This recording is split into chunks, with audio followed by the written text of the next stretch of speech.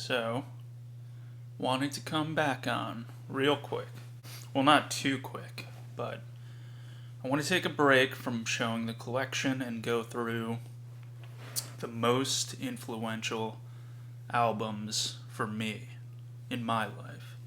Wire, Pink Flag, 1977, post punk, punk rock, pop, rock.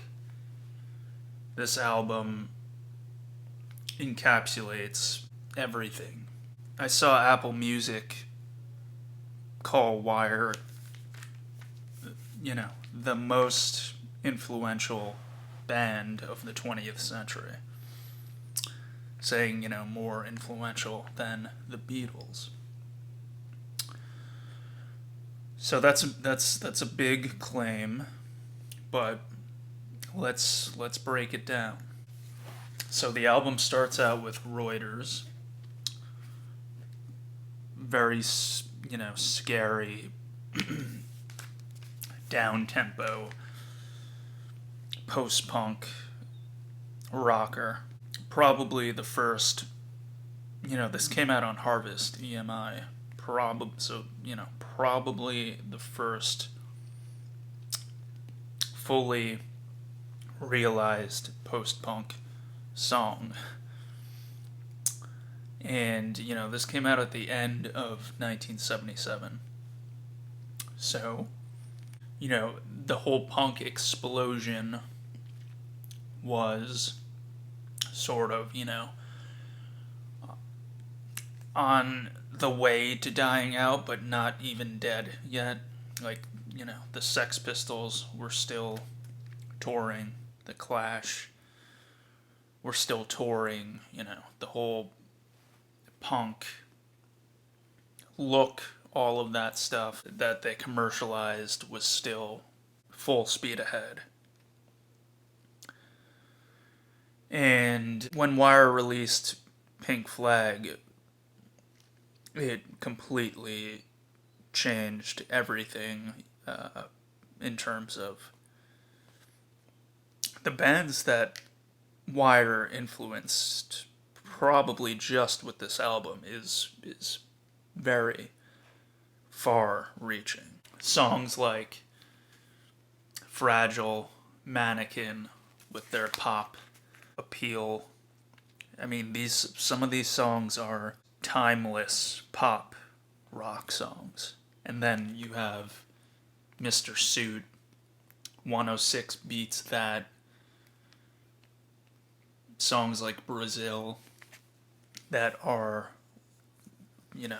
probably, again, like there were bands like Death who came before Wire, mid 70s, who flirted with that sort of like speed rock, hardcore punk. And then, bands that came after Wire, shortly after Wire, like Bad Brains, definitely played faster, but in my opinion, the first fully realized hardcore punk songs came out on this album. The songs that I just mentioned, and others on here, mixed in with the Reuters and the Mannequins and the song Strange. I mean, before this album, no one was really putting all these ideas together into full coherent compositions that that actually were also really, really well written, rock and pop songs. This album sort of changed all of that. Whether you want to say they were the most influential rock band, I mean, I don't know, maybe that's going a little too far. But if you think about who they influenced, Minor Threat covers 12XU on their one of their early recordings. Spoon is highly influenced by Wire, in from the 90s, Elastica. You know, the whole thing with Elastica, where, you know, hey, I'm sure you know the story by now, but, and it just goes down the line. I mean, the Britpop from the 90s, it's straight from the Pink Flag songbook, more or less. Bands like Blur, Oasis, and again, you know, hardcore punk, Minor Threat, just punk bands in general. The wide ranging scope of bands who were influenced by this band, but more importantly by this album, Pink Flag, it just cannot be forgotten footnote. I mean, this album should have its place on the Mount Rushmore of rock releases in the 20th century.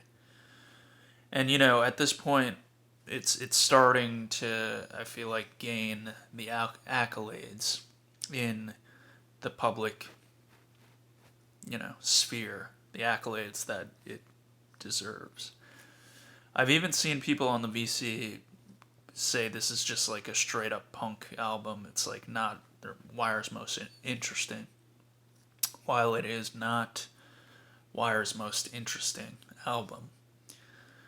It is most definitely not a straight ahead punk album. Whoever says that obviously has not listened to it in full, at least.